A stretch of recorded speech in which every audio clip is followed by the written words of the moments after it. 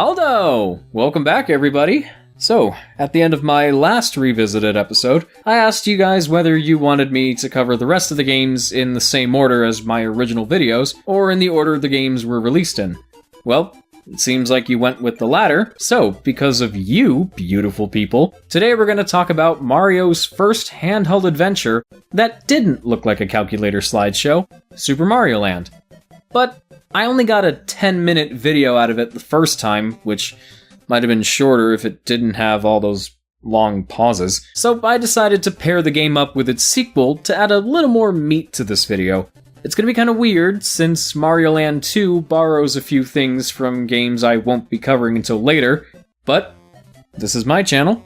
I can do what I want, because I usually like to go into a game's history before getting into the game itself, but in the case of Mario Land 1, not much is really known about its development. All we do know is that Shigeru Miyamoto, who had a hand in almost every other Mario game up to this point, wasn't involved in any capacity. Instead, the game was created by the people responsible for the original Game Boy, producer Gunpei Yokoi and director Satoru Okada, the latter of which also had a hand in creating the Game Boy camera, if you can believe it.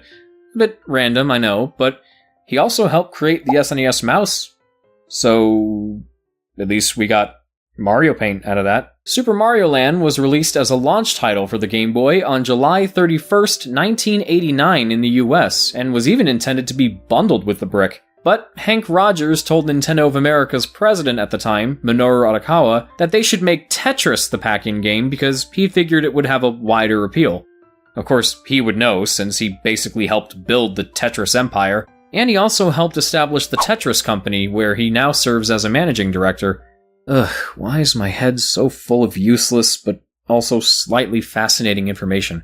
Well, it was the right call to make in the end, because, selling a game based on a series primarily appealing to young boys with a system that had the word boy in its name would seem kind of alienating to a female demographic. But despite Tetris claiming the pack-in spot, Super Mario Land still managed to become the best-selling game on the Game Boy with over 18 million copies. Sales figures don't always reflect a game's quality, however, as certain other franchises have proven. So what really makes Super Mario Land tick? Well, for one thing, the setting is completely new. Mario finds himself in the world of Sarasaland, presumably to get away from princess saving for the time being. Unfortunately for him, an alien named Tatanga has used his magical alien powers to control the people of each kingdom, and captured Sarasaland's ruler, Princess Daisy, with hopes of making her his queen. Sounds like how most billionaires get married. Now it's up to Mario to rescue Daisy, defeat Tatanga, put a stop to his magic, and save the world. Boy, you gotta love that late 80s nonsensical video game storytelling. Aliens, mind control, forced marriages, which surprisingly keep popping up in a lot of Mario-related media. But it's also really fun to see where Daisy was introduced before she became less of a Peach clone and more of a tomboy. And then a Peach clone again. But while Super Mario Land obviously goes a bit crazier with the storytelling, it's pretty safe when it comes to the gameplay. It's identical to the original Super Mario Bros. In that you run, jump, kill enemies, collect coins, grab power-ups, and the left side of the screen is completely locked off.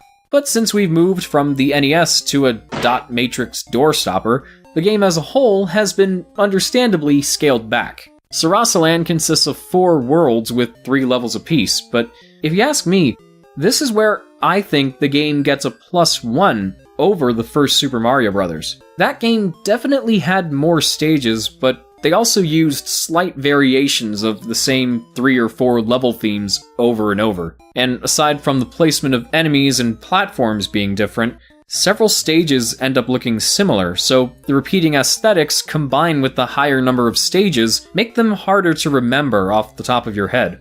In Super Mario Land, the worlds each have their own distinct themes inspired by real locations. The Biributo Kingdom is based on Egypt, the Muta Kingdom is based on Bermuda, the Eastern Kingdom is based on Easter Island, and the Chai Kingdom is based on China. This doesn't just help make them stand out more visually, it makes the overall level design more memorable, and geographically gives Sarasaland an extra bit of flair that the Mushroom Kingdom was kind of lacking in, before we got to play this.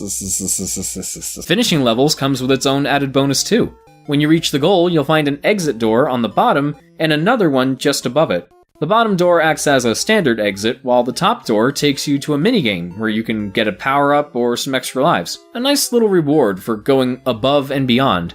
Pun totally intended. Some stages even give you different means of going through them. In World 2-3, he'll be in a submarine called the Marine Pop, which is yellow, so, of course, I have to play this song over it again.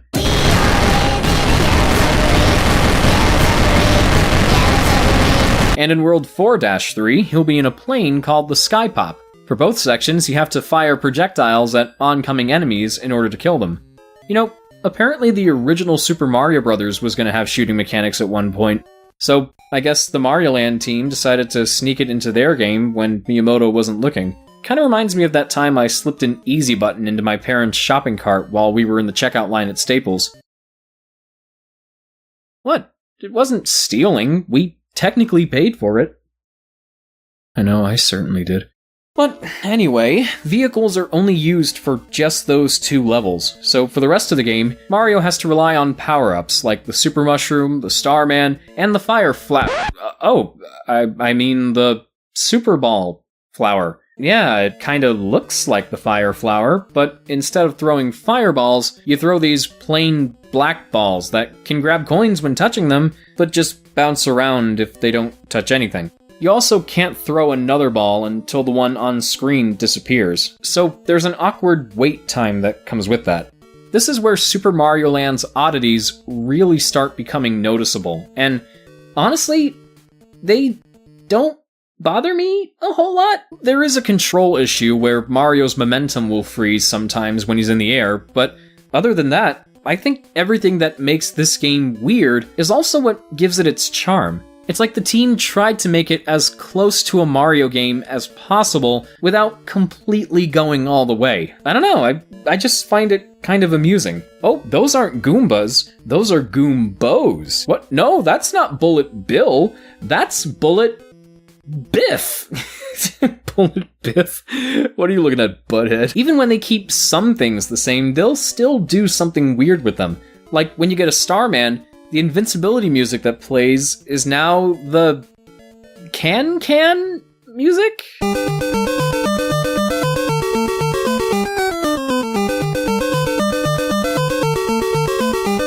Okay, that's a bit strange, but the rest of the soundtrack is honestly pretty great stuff.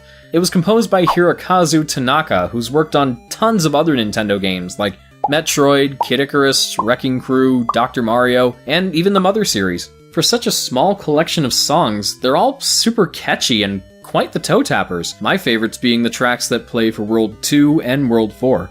I kinda wish World 3 got its own theme instead of just reusing World 1's theme, but I still love that song too.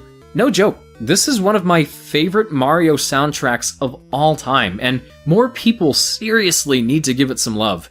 Like in Mario 2 USA, the final level of each world has you go up against a different boss, and in terms of difficulty, these fights can range from pathetic to slightly tricky but still pretty easy. Sometimes it can be as simple as hitting the switch behind them to make them explode somehow, and other times you just gotta go for it and blast away until you take them down.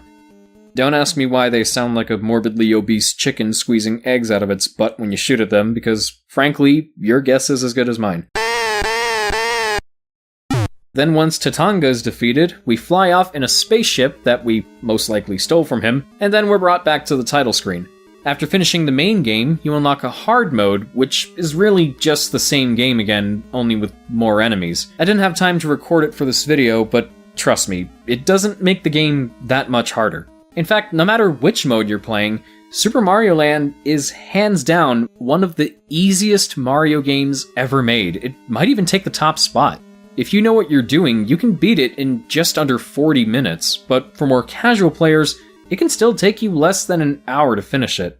But even with its short length and lack of challenge in mind, I just can't help but be fascinated and delighted by it, both as a footnote in Mario's career and a fun little relic from the past. It does what all good launch titles should do and gives a taste of the hardware's potential, even making some pretty clever changes to the Mario formula in order to better fit within the Game Boy's limitations. Players wouldn't be able to tell a Super Mushroom or 1-Up Mushroom apart on a green and black screen, so now extra lives come in the form of hearts. Fireballs might be too small to see, so they gave Mario's flower form bigger projectiles. Maybe Super Mario Land hasn't aged as well as other games in this series, but I think it's still worth checking out. Obey me, Wario! Oh no, not again. I am your master. Mario is your enemy. Don't let Mario get the 6 golden coins. Obey Wario. Destroy Mario.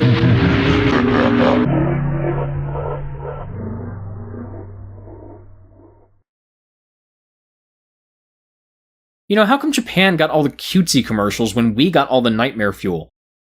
I guess it doesn't matter, because Super Mario Land obviously sold enough copies to warrant a sequel 3 years later. When it came time to work on Super Mario Land 2, the team initially wanted to have it divert even further from how previous Mario games played. But then members of the staff began to worry that the Mario brand wasn't being faithfully represented, so they scaled it back and decided to make it more like a traditional Mario game. They also wanted to give Mario a more personal goal to accomplish and settled on the idea of him taking back something that was stolen from him. But what exactly is he trying to take back? His castle, of course. Yeah, bet you didn't know Mario had his own castle. Maybe that's what he was saving up all those coins for. But while he was off in Sarasaland rescuing Daisy during the events of the first game, Mario's castle was taken over by his arch-rival Wario, making his first and most unsettling appearance here. Also, it's Wario, not Wario. Why do so many people call him that? It doesn't even make any sense. We don't call Mario Mario. Wario is just Mario with a W. It's Wario. Okay? Alright. Where was I? Oh, yeah. So according to the instruction manual and the Nintendo Power comics, Wario has been jealous of Mario ever since they were little. So now, as part of his ultimate revenge, Wario has not only taken Mario's castle, but also scattered the keys to the castle, the 6 golden coins, all over Mario Land, and used a magic spell to put the people of this world under his control. So, Mario has his own castle and an entire kingdom named after himself? Dude, what more could you possibly need? Are these two just not enough?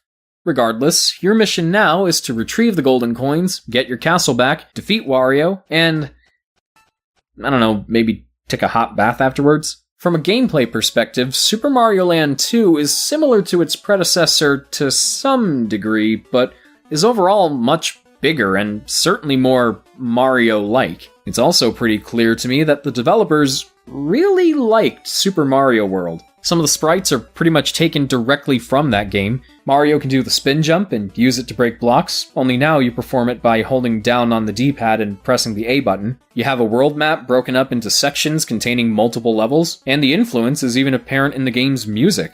Mario World's soundtrack mainly consists of different variations of the same theme, and Kazumi Totaka employed a similar technique when composing for this game. For the record, I really like Mario Land 2's main theme.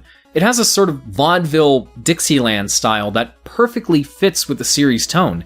But with Super Mario World, Koji Kondo was able to reinterpret the same melody in different styles without it ever getting repetitive. Totaka doesn't quite nail it here, and in general, I think Mario Land 2's soundtrack also lacks a bit in variety when compared to Mario Land 1. But hey, at least we have Totaka's song.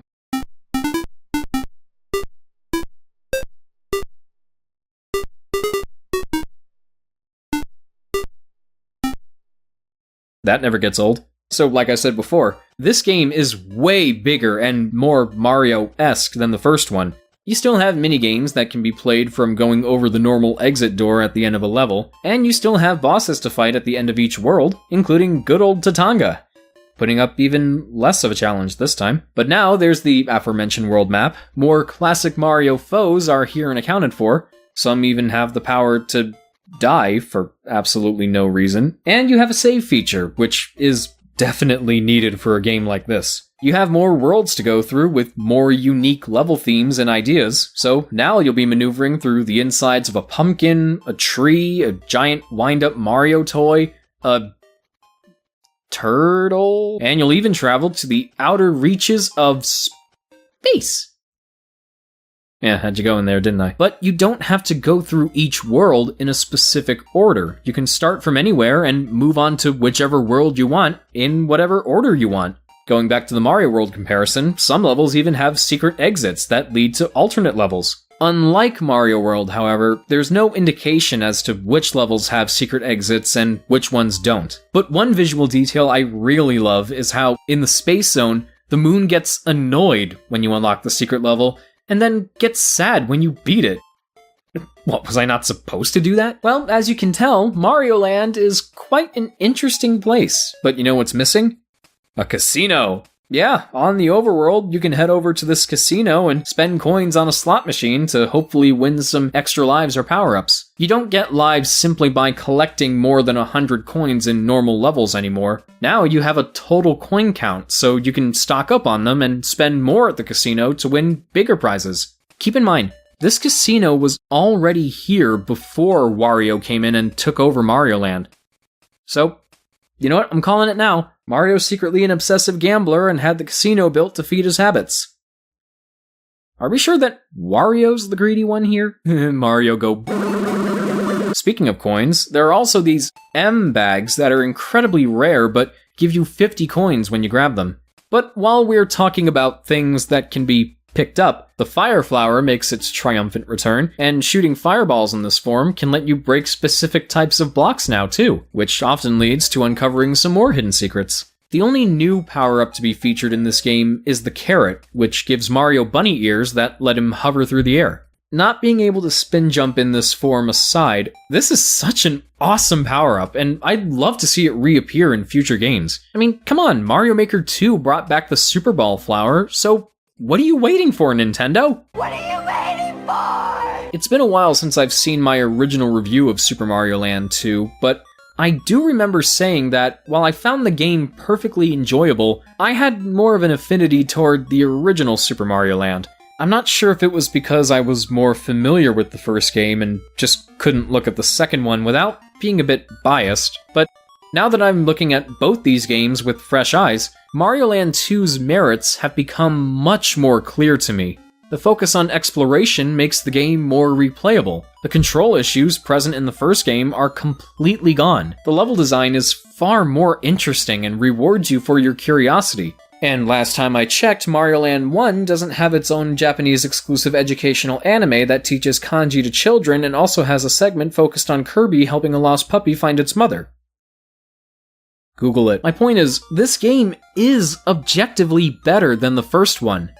But in its efforts to play, look, and feel more like a Mario game, which it definitely succeeds at without question, I think it loses a bit of the charm and uniqueness that Mario Land 1 had. It was weird and a little more like a discount store brand Coke version of Mario, but that's what made it so fascinating. I first played Super Mario Land long after I'd already been exposed to tons of other Mario games, and it left a bigger impression on me because it wasn't quite like what I was used to. When I first played Super Mario Land 2, it was still really good, but didn't quite surprise me since it was more akin to what I'd come to expect from Mario at that point. Plus, I think the character sprites are a little too big. It does make everything easier to see when you're playing on a tiny little screen, but you can't really see much of the level, so it sort of makes it hard to predict what's coming. And the boss fights? Oh boy, Mario Land 1 was already easy enough, but at least it had bosses that were more frantic in their behavioral patterns. These guys are slower, their patterns hardly change, and they're just not that interesting. Wario's the only exception, which makes sense considering he's the final boss and he hates Mario the most. He actually poses a bit of a threat, while the rest of the bosses are about as threatening as my dog. But I don't want to end this video on a negative note, and I'm not trying to diminish the game's quality at all. Super Mario Land 2 is still a good game. On its own, I think it's even pretty great. I just have more of a soft spot towards the first one. Either way, both of these games are still pretty important parts of Mario's history. Wario became a mainstay, headlining his own series in the form of WarioWare, and I guess he got the last laugh since he was made the star of Super Mario Land 3, which ended up paving the way for the Wario Land games. And of course, Daisy would go on to appear in pretty much every single Mario spin-off. She got a trophy in Smash Bros. Melee that also gave her a third eye on the back of her head, in early releases anyway. That's weird. And she was even featured as a main character in the Super Mario Bros. Movie, the first Mario-related anything to give us romantic tension between her and Luigi, which continues to this day. Will they? Won't they? These two are like the Rachel and Ross of the Mario franchise. So that brings us to the end of another revisiting. But for the next video, we're going to be jumping back over to the NES to look at Mario's last major title for the platform, Super Mario Bros. 3. Which technically came out in Japan before the first Super Mario Land, but I'm going by the US releases, so yeah. This is often considered one of the best Mario games of all time, and for years it's been one of my personal favorites, but we'll just have to wait and see if it still holds up. Until then, this is Marc, aka SuperSmash3DS, bidding you all a smashing farewell. And I just realized I forgot to record this part a couple days ago, so I'm doing it now.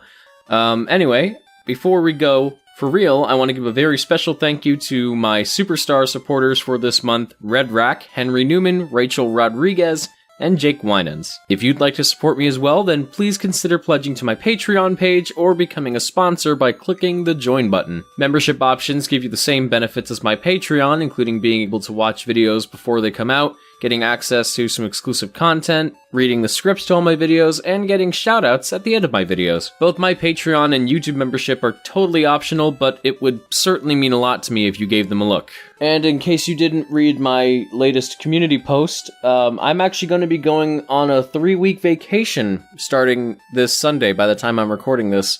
So, Summer Mario production is going to be pushed off to September, which is technically a summer month for a majority of it, but, you know, with the move and everything else that's been going on, I desperately need this vacation, so I still wanted to get a video done before I went off on my vacation, so here it is, and I hope you enjoyed it. Can you tell I'm recording this early in the morning? Okay, anyway, links to my social media and Discord server are in the description, and if you want to stay updated on my future uploads, then be sure to ring that notification bell. Thanks again for watching, and, well, I can't do the outro because I already did it, so, right. I need sleep. Bye, everybody.